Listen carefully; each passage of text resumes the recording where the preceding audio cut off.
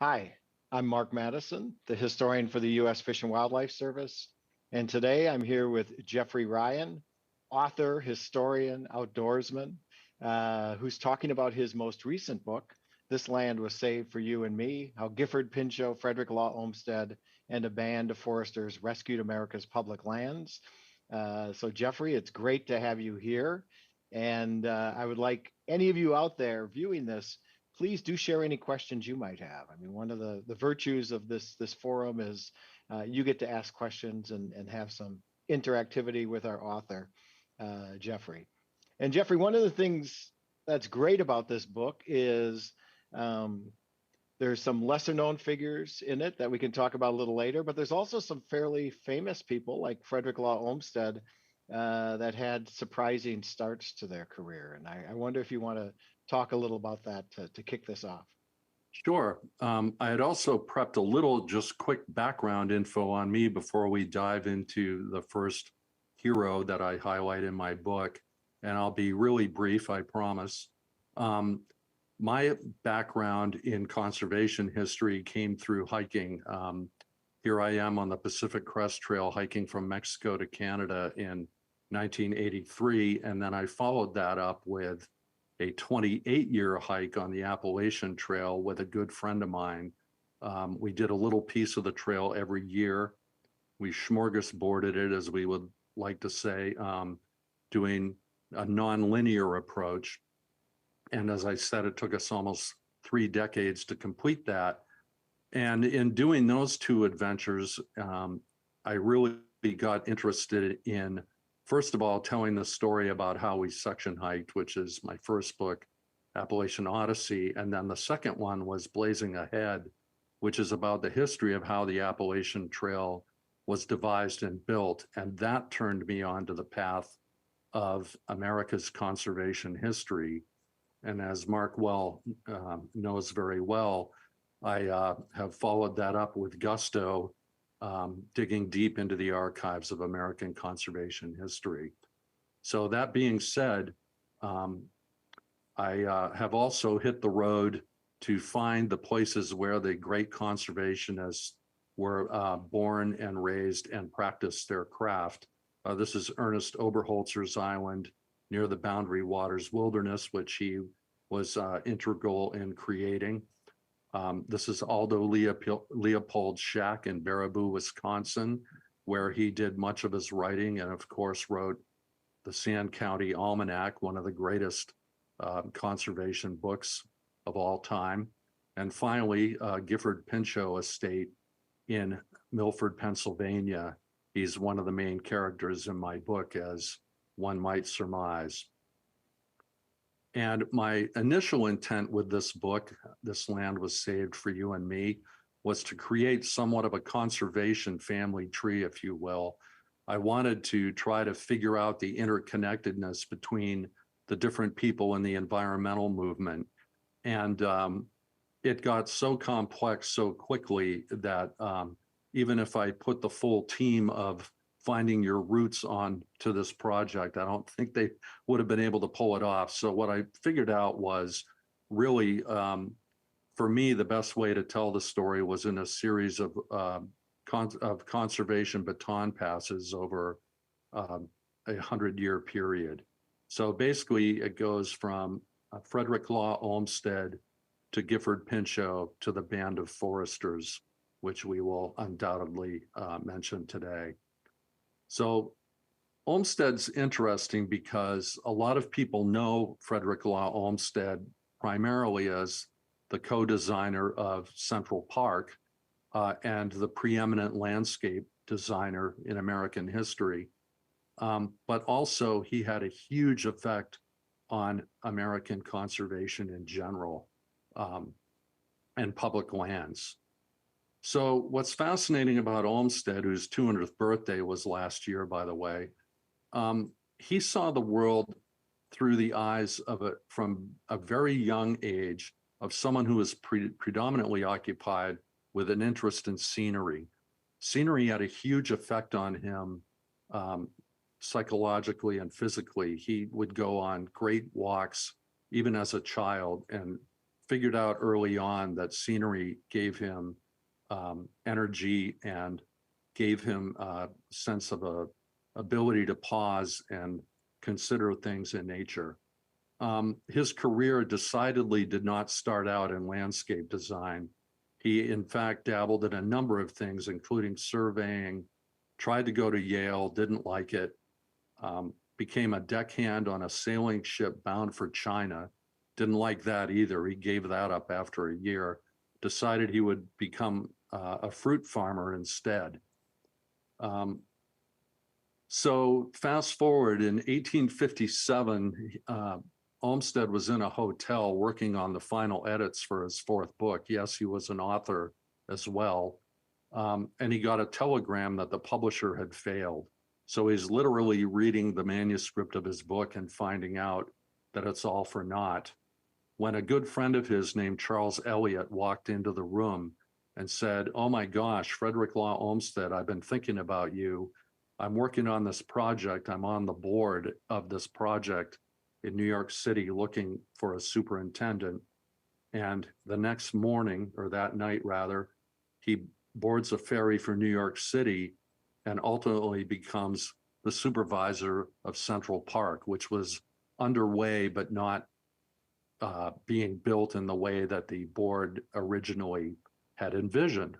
So he teamed up with a cathedral designer from Europe named Calvert Vaux, and they came up with a plan for Central Park. The big thing here about Olmsted, as it relates to my book and about conservation in general, is he saw Central Park as an opportunity to bring nature to people. So he's building a resource within an urban environment, bringing scenery, if you will, to the urban environment. He's emphasizing nature. The whole design that he worked on with Vaux was to minimize man-made features and offer this freedom and repose, which I had alluded to earlier, giving people a way to get away from the crowds and appreciate nature, common theme with Olmsted. So by the time he's done working on Central Park, he's deep in the hole, deep in debt, due mostly to the publishing failures. He owes his father several $1,000s, almost $10,000, which was a huge sum in the 1850s, 1860s, early 1860s. So he gets a job managing a gold mine in California. And after walking in the Mariposa forest and seeing the giant trees, he has an epiphany about how important this natural landscape is and how important that could be to people that will eventually come to see this magnificent place. So he writes a report about it and again details why we need scenery. Importantly, this is in 1864 when he's writing. He's already saying that it's a scientific fact that natural scenery helps our health and vigor and gives us health benefits that are unimaginable to others and irreplaceable. And importantly, nature gives the ability to increase our happiness, not just for the time when we're physically there, but because we've been exposed to this, it's an entree to securing happiness in the future. So once we discover the benefits of nature, they are with us forever. And also, he says what happens if we don't have access to nature, and he talks about softening of the brain and other melancholy and other things that would affect us if we didn't have such places to go to. So importantly, the thing that Olmsted was bringing to the party on a national scale was this fact that we all need nature, we need a place to go to, and he's starting to take that ball and run with it. So he is able to affect the establishment and saving of Niagara Falls area, and also does the same thing when he goes to the World's Fair of 1893 and decides that amidst this hustle and bustle, he needs to create a place of repose, and he builds an island into the landscape where tens of thousands of people are going a day and need to have that place. And of a more permanent factor, he will go on to become instrumental in creating the managed forest at the Biltmore estate. That's wonderful. Obviously, he's known for Central Park, and then in Boston, where I studied, he did the Emerald Necklace there, where there's a nice national park site in his former office. So Olmsted is pretty well known, although this is the first I ever heard of his Yosemite adventures, which is fascinating. But there's also some people in your book that aren't as well known conservationists that were pioneers also, kind of at the base of that tree you showed us. Do you want to talk about some of those, Jeff? Yes, absolutely. And sort of about the same time when Olmsted was writing about the need for Yosemite in that report, and oh, by the way, Abraham Lincoln ceded the land to the state of California in 1864 to create a state park. We all know that it became a national park afterwards, but sort of concurrently with the thinking that Olmsted was having, was a particularly interesting character. George Perkins Marsh, Franklin Benjamin Hough, will talk about all of these, were sort of concurrently leading up to this epiphany that we need more natural lands. At the time, it was mostly state parks, as I mentioned before. So the first of them is George Perkins Marsh. George Perkins Marsh grew up in rural Vermont, and in the 1850s and early 1860s, he started recognizing what deforestation in particular effect was having on the landscape around him. An avid trout fisherman, he was seeing that clear-cutting the forest nearby was causing soil infiltration into his favorite trout fisheries, but it was also causing droughts.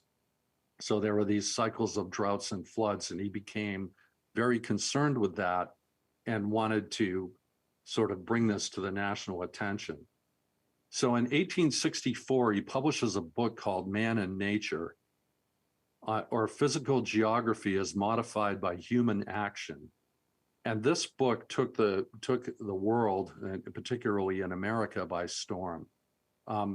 It was really the first environmental book to talk about the interrelationships between man and nature, and what the prospects were if we continued doing some of the things we were doing. Stuart Udall said it was the beginning of the consciousness of the land ethic in our country. So to sort of set the stage here of what was happening around Marsh, this is what how much virgin forests there was in America in 1620. Fast forward to 1850, you can see it disappearing. It was going at a very rapid clip. And then by 1920, we're just seeing dots of virgin forest left. So this is indicative of the sort of rampant clearing that was going on as the country was being built. And to be sure, there was a genuine need to have timber building railroads and housing and whatnot, but there was genuine concern about the rate at which it was happening. And also, more to the point, the fact that a lot of the land was being cut and not cared for. Basically, particularly in the Adirondacks, there were tens of thousands of acres of land that had been clear cut and left wanting. No taxes were collected because the foresters absconded. So enter Man and Nature, and some of the points that Marsh was making in that book was the need to restore our forests. He's talking about specifically, we have the means to restore the forests, we should get to it.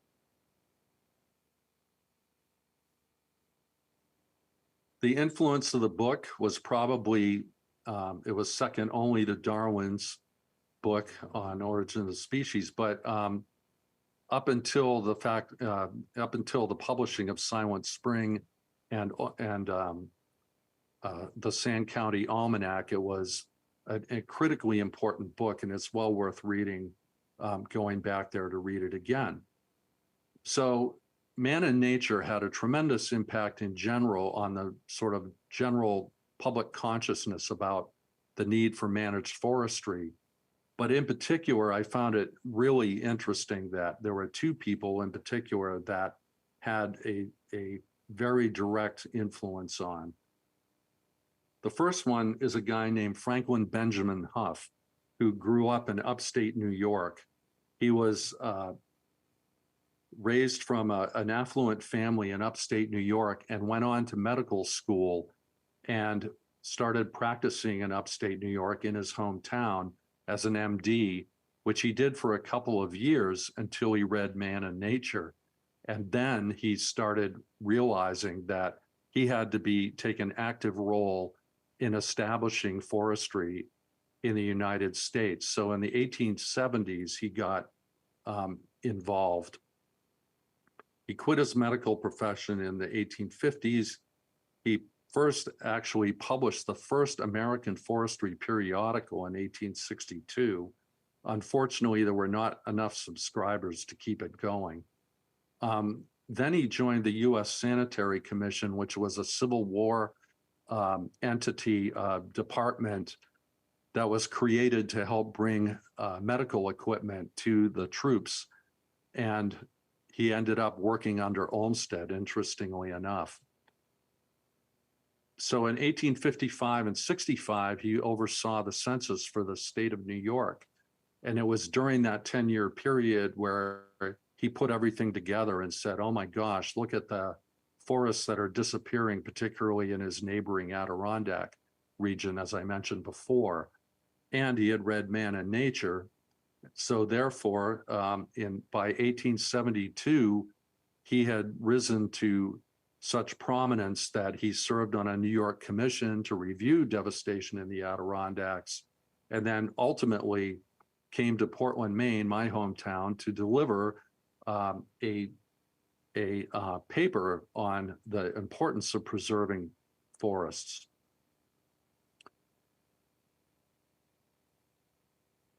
In that paper, he makes some revelatory observations. One is obviously the need for timber is established and well needed.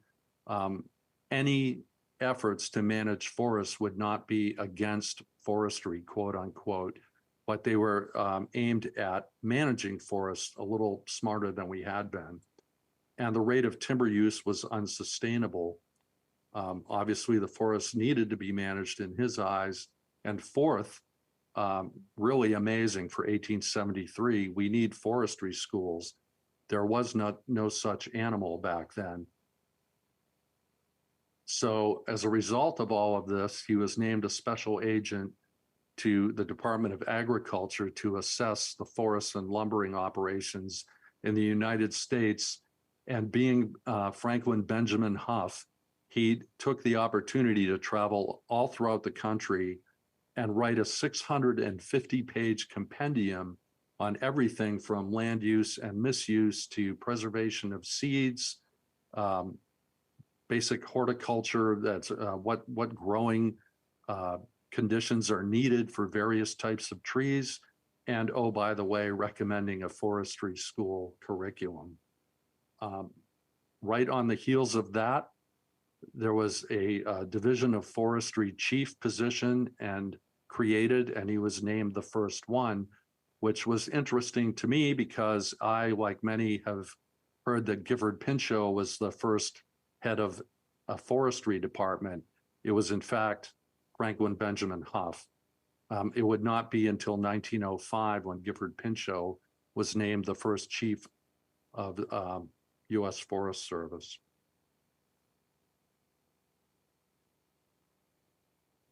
So that's one of the lesser known. That's really interesting. It's the USDA is also starting the biological survey around this time. It's really kind of a home agency for early American conservation. And yeah, like you, I'd assumed Gifford Pinchot was the first chief of a national Forest Service in Marsh, um, his homestead, which was part of that deforested landscape you showed us, and now is reforested, secondary growth. It's just in Woodstock, Vermont. It's a national park now called Marsh Billings Rockefeller. So, like you, Correct.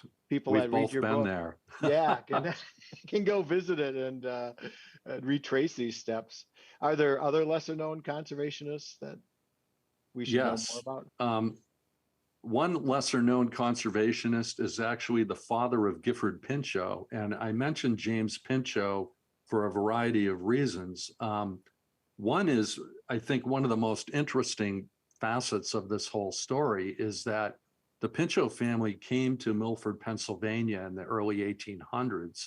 They purchased about 400 acres of land and promptly clear cut it. And they had also made money in land speculation, and they owned a store.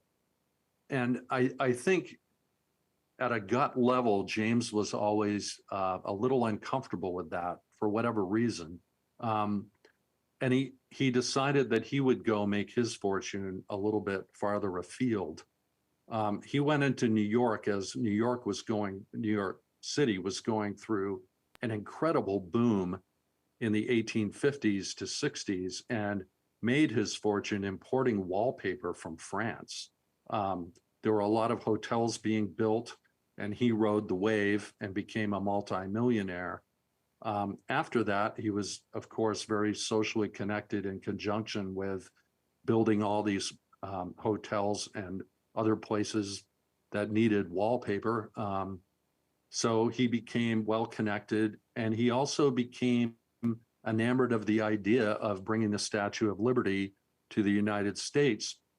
So during all this activity, he meets Richard Morris Hunt of Bennington, Vermont, who rose to fame designing the pedestal of the Statue of Liberty, and also would go on to build several ornate residences in the United States, including the Biltmore, as we shall see. Here's the pedestal and the monument being built. There's the pedestal today.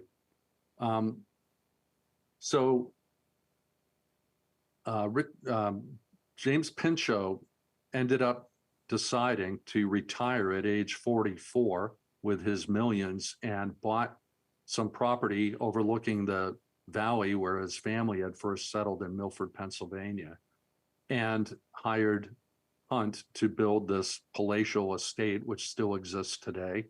I believe it's the only U.S. Forest Service building of its type that's maintained. Most of their other lands are obviously national forests, but it's an amazing place, and highly recommend going. It's called Gray Towers.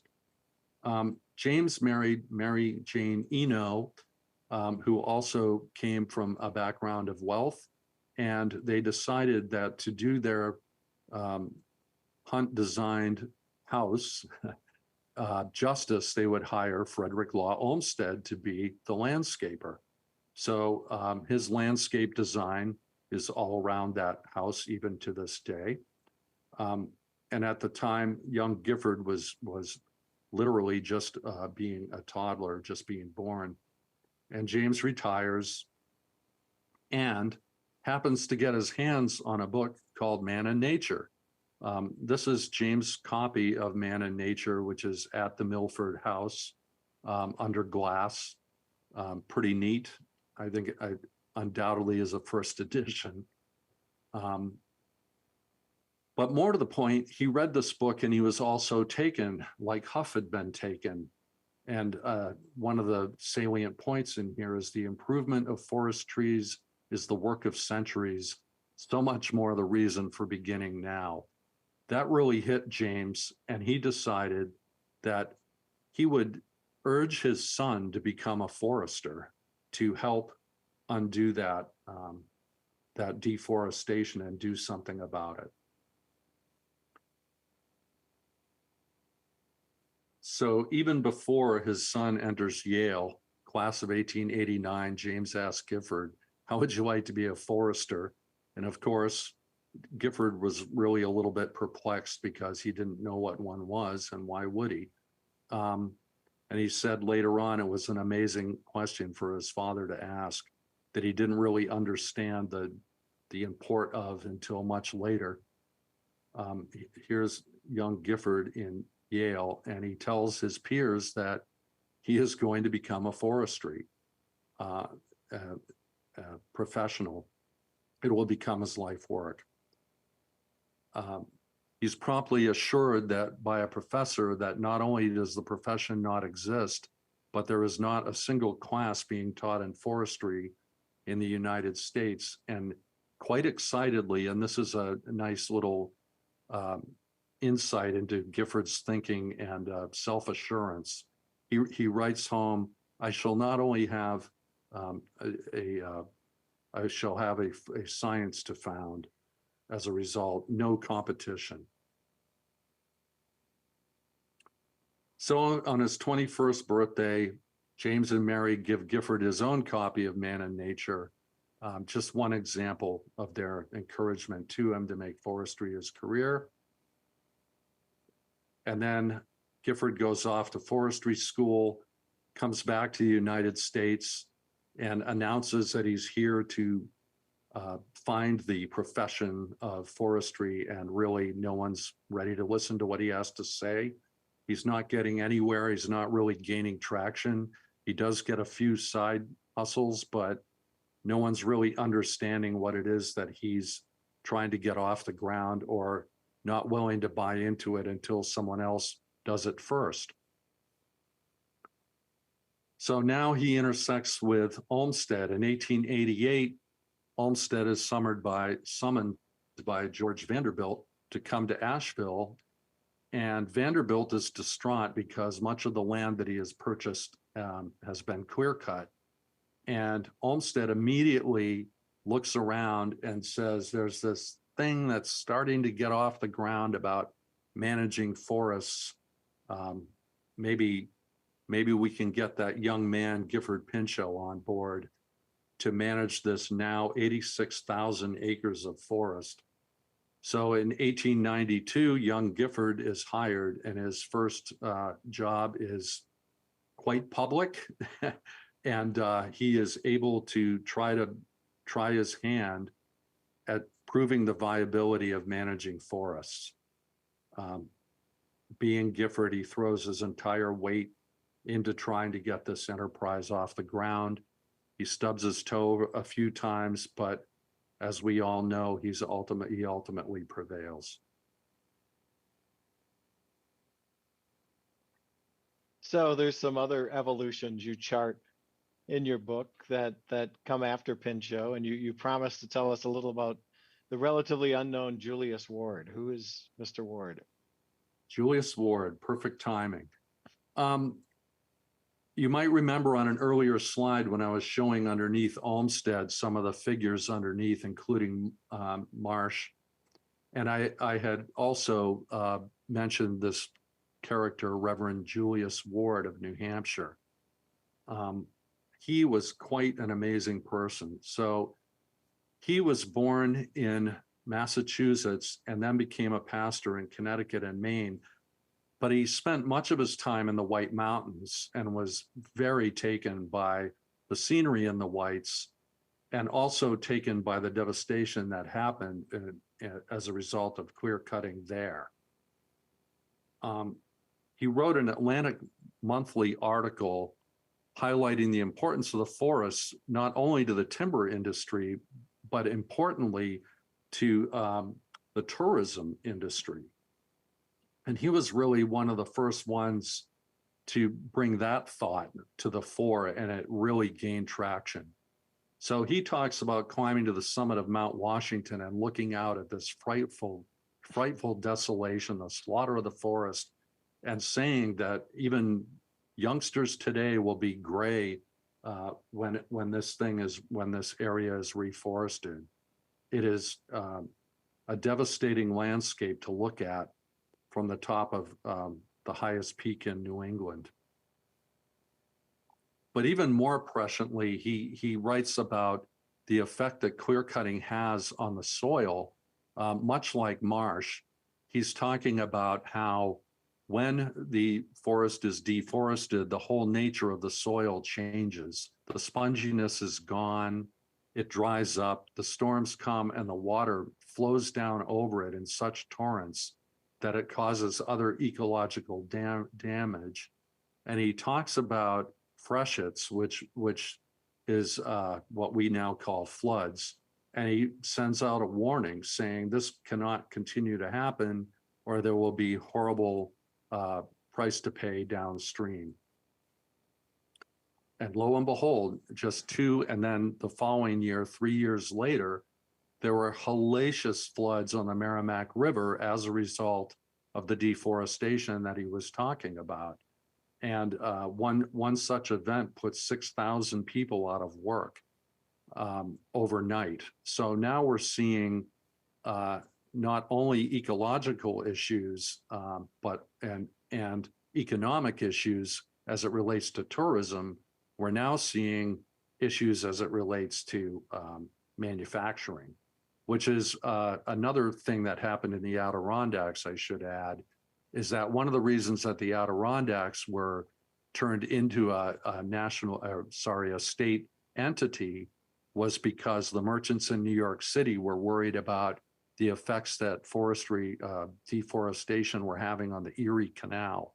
And they were afraid that if the Erie Canal did not provide enough competition to the railroads, that they would be paying through the nose to bring their goods to market or their raw goods into the factories. So that was another interesting thing that I learned about how the Adirondacks came into being saved. So how does this story find a solution? You jumped ahead. There we go. Yep. They're the White Mountains today, by the way, hugely forested. Well, this kind of brings us to Baton Pass number 2. So I do want to talk about how wilderness areas came into being. So Gifford Pinchot obviously rose to become the head of the Forest Service. He actually spent about 10 years being the head of the agency under agriculture.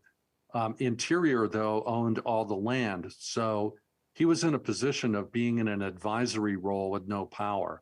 So he was largely ignored in the terms of forestry policy. So he ultimately was able to convince TR to move everything over to him in the Department of Agriculture. So he was thrust into a position of being the forestry chief. Now he had several tens of thousands of acres of forest to manage, and he needed to hire people to do it. And so his father, interestingly enough, had endowed the Yale Forestry School in the early 1900s. So it just coincided with having freshly minted foresters to go work for Pinchot's department.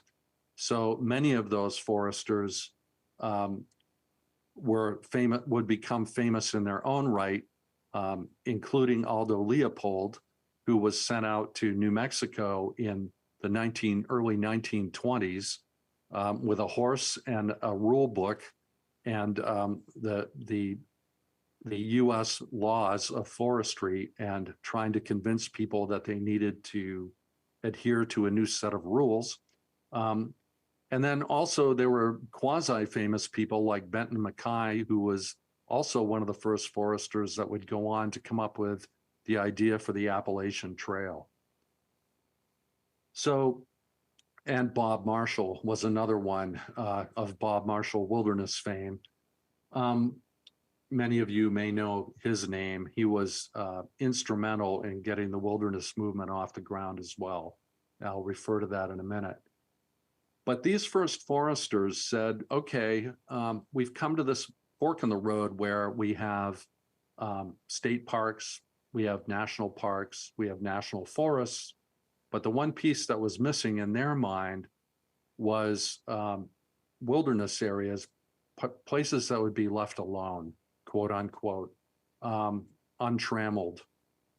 And so one of the things that made them worry, and rightfully so, I believe, was the advent of the automobile and the egress into the public realm.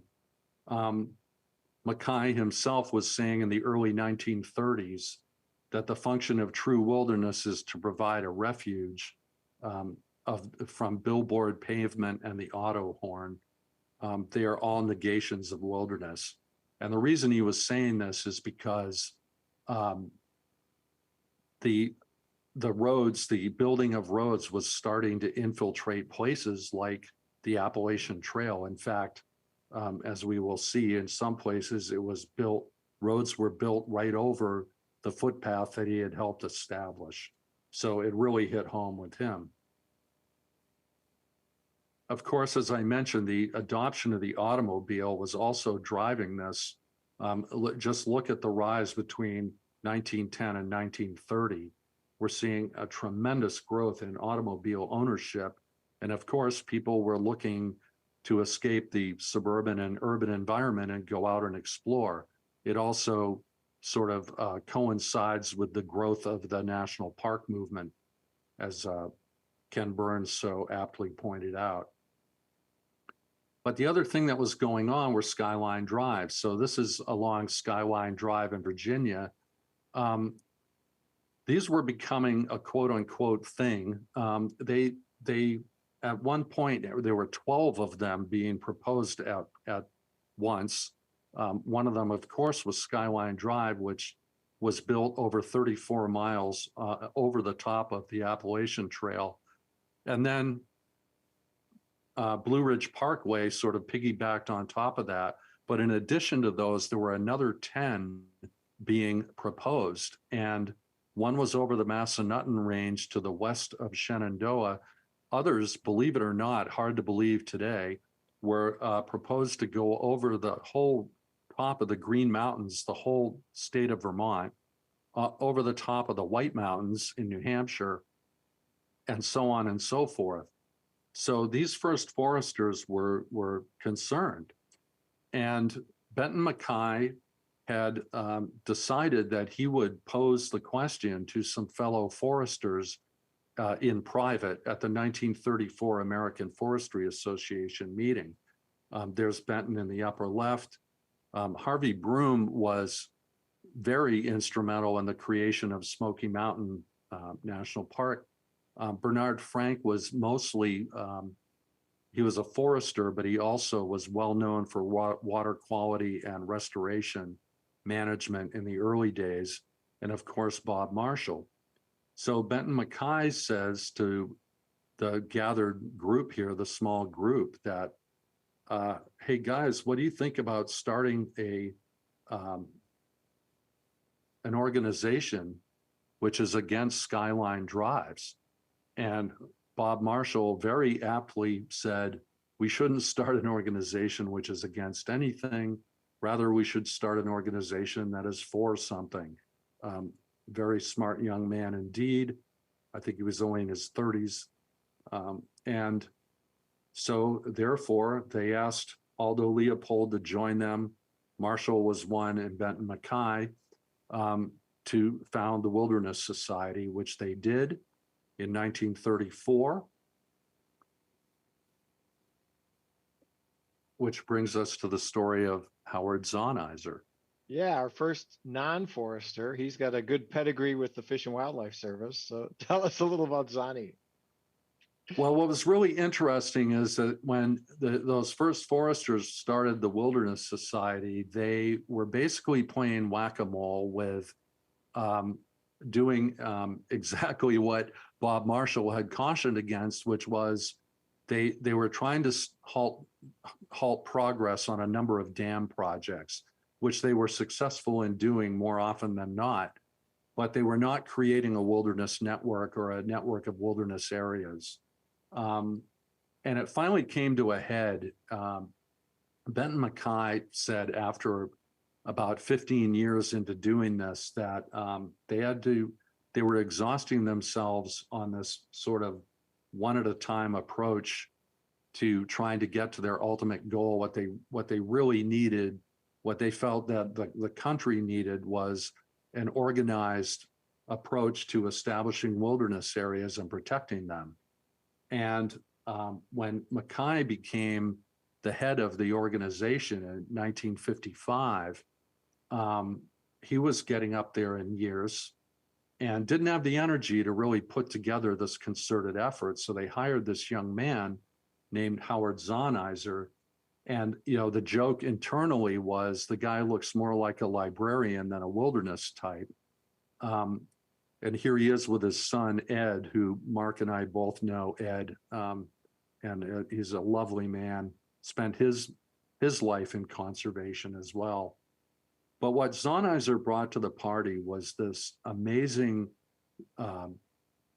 ability to communicate. He was from a writing naturalist background. He wrote wonderful pieces on birding, which was very near and dear to his heart.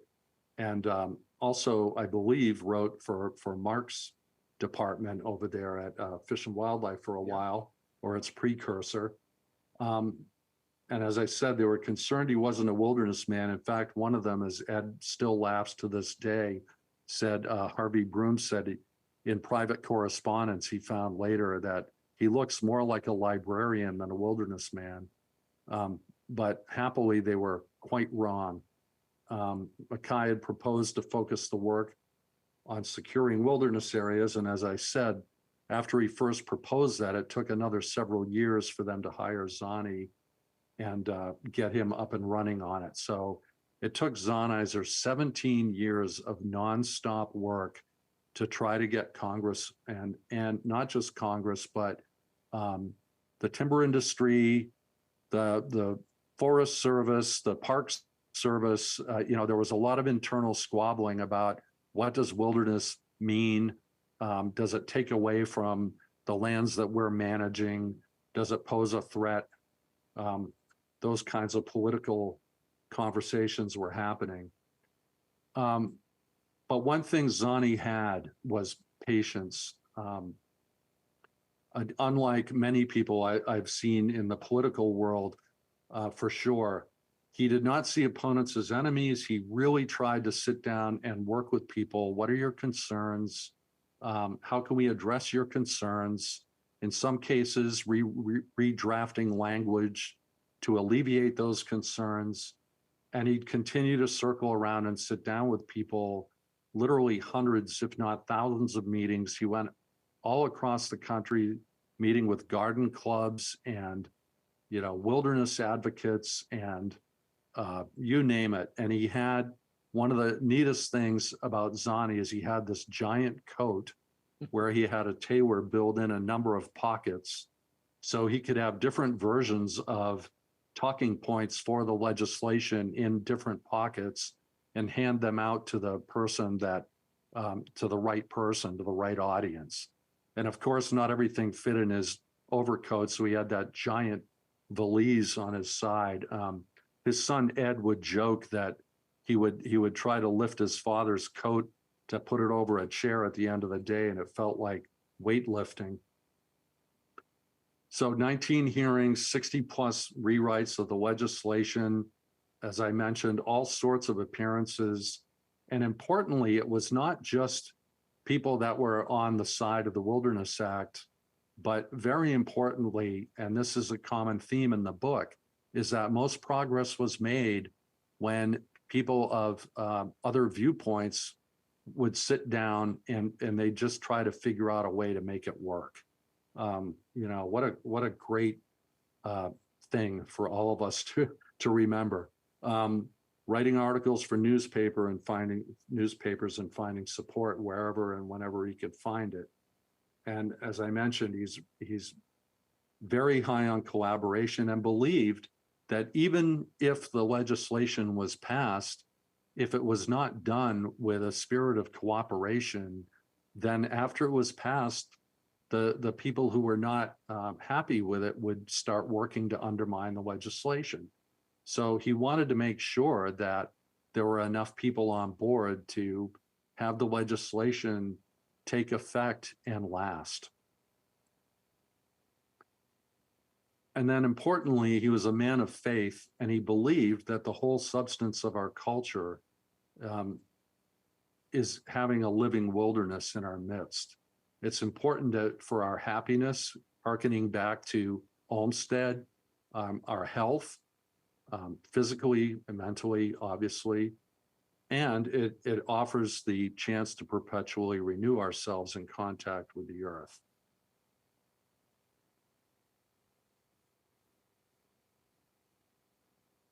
Does that bring us up to the present then? It does. Great. Almost. Almost. So Zani died in his sleep in 1864, the tragedy being that he did not live long enough to see the Wilderness Act passed, although he knew it was going to. He had had a history of heart problems, and probably no small part of it was throwing his entire being into the passage of this legislation for 17 years. But in July of that year, the law passed the House, the full House, 374-1. And I believe Mark was there when I was giving a presentation at the U.S. Fish and Wildlife headquarters, and Ed Zahniser was in the audience, and he raised his hand and said, the one dissenter was asked after the legislation, after the roll call, why did you vote against this? And he said that he admitted to the fact that he didn't really understand what he was voting for or against. So he ended up being the lone dissenter. September 3rd, 1964, the law was signed into law, as we see here with LBJ, and Hubert Humphrey standing behind him, who was the one of the sponsors of the bill. And in the center of the photograph is Zahniser's wife, Alice, looking on. So originally, the Wilderness Act established just over 9 million acres of wilderness in 13 states, including the places that you see below. And then later on, there were additions made to the wilderness system, and now has almost 112 million acres. And yes, some of it was cleaved out within sections of our national parks and national forests and Bureau of Land Management lands. The idea being that these places will be largely left whole to the extent that they can be, untrammeled, meaning no permanent roads. Certainly visitation is encouraged, but in the spirit of leave no trace. Just today, to give a sort of roster, we have 423 national parks, 803 wilderness areas, 154 national forests plus grasslands. And of course, you can find out more about it in my book, much more about Olmsted and Pinchot. I didn't even get to the creation of our national parks, and more about the headwinds and challenges facing all of these people, well known or not. And another one is the whole question of preservation versus conservation. What do each mean? What was the arc of each one of those movements? And where are we with that today? Well, Jeffrey, that was a tour de force. Thank you. You gave us the history of the American conservation movement in about 50 minutes, which was quite impressive. And, you cover a lot of people, both known and unknown. You cover a lot of the movement from the Forest Service through the wilderness system up till today. What message do you want readers to take from your book? Well, a couple of them, I think. As with most historical deep dives, we find really amazing surprises like Franklin Benjamin Huff, who really, I think, sort of encapsulates this whole idea of follow your passion. Here was this guy who was essentially a lone voice in upstate New York, saw what was going on and decided that he would dedicate his career to it, give up a medical practice for it. It's pretty inspiring. And then of course, we have the pillars, the giants of any sort of progression in history that get a lot of the acclaim. But I think my heart is really with the interplay between the people and these sort of unknown grassroots building coalitions that seemed to be disparate, and they were all headed toward something really wonderful. And then the second thing is, I think, not to harp on it too much, but I think the idea of meeting with people with different viewpoints, and we're starting to come back to that again, which is wonderful. I know a lot of the agencies are really taking that on, trying to get local voices at the table around not just meetings, but operations, putting offices on the ground in proximity to places that are being managed so they're accessible. And, Pinchot had a very famous adversarial, this whole thing was building up as this horrible meeting with the timber harvesters in the West. And he was sent out there by Roosevelt to go speak with them, and sat in the audience for 2 days listening to his name being dragged through the mud, to culminate in his being introduced as the most evil man on earth, and walks up to the podium and basically says, I'm a forester just like you are, and my interest is trying to make sure that we have a viable industry. And I'm not here to put you out of business. If you have that idea, that's not correct. And, a lot of people stood and applauded. I'm not saying he got a standing ovation by any means, but I think it's really instructive to take into account. And of course, Zahniser lived and breathed it on a daily basis. So I think those for me are the two pleasant takeaways. It's not always a straight line, and it's not always easy, but I think the end result is something where we can all be happy with. Like to think that. That's a positive note. One other thing that's striking, even in your brief presentation, is the disparate backgrounds of these folks. So Marsh is a diplomat. Julius Ward is a theologian. Right. Leopold, during his most famous period, is a professor. Zahniser is, writing radio scripts for the Biological Survey for a federal agency. They're all coming from different backgrounds. And Olmsted was a Renaissance man. I mean, he was everything. a fruit farmer, a merchant marine, a very highly regarded author, and went on to create a company that designed 6,000 landscapes in the United States and Canada. Unbelievable, really. Everything was leading him toward what he became, and he had that faith that that's what was going to happen. And that's also an interesting lesson from the book. Yeah, and the importance of place comes out, right? The silted trout streams of Vermont and the denuded forests of the White Mountains, and Leopold saw the impact of the Dust Bowl and settlement in the Southwest. That's really important. Was it helpful to you to visit these places, or had they changed so much that you couldn't see it with their eyes? Oh my gosh, no. They have thankfully largely unchanged. And I think we've talked about this before, but the impact for me of being in those places gives me, I've always felt strongly about the getting a sense of where people operated. The Thoreau cabin I've been to many times, Gifford Pinchot estate more times than I can count.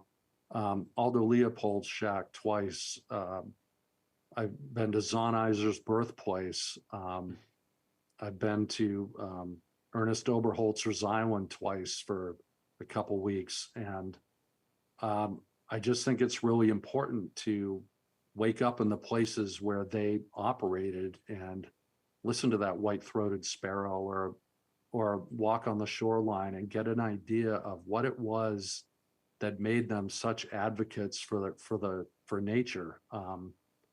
Those of us who feel passionately about it, I think, share that common thread of places that were seminal in having us understand how important it is. Like Final this place in my slide is it where is is right that? behind the house where I grew up in Maine. One of my favorite places to go is this tidal creek that constantly changing with the tides. And I've been out there since I was 8 years old, tramping around in those woods. And it's a very special place to me. And fortunately, someone in 1947 decided that this should be a 58-acre nature preserve. Who knew? It was a marvelous playground for a young man. So maybe that's the final message, huh, Jeffrey? Find your special wild places or natural places, and then go out there and do your best with whatever your skills are to help preserve them. I think that's one message we definitely could take from your book. Wonderful. Thank you. Well, that was a quick hour. We're out of time here, but thank you so much. This was really, really fun. And we want to thank the National Archives for sponsoring this, and all of you who took the time to tune in. Thank you. Thanks for having me. It was wonderful.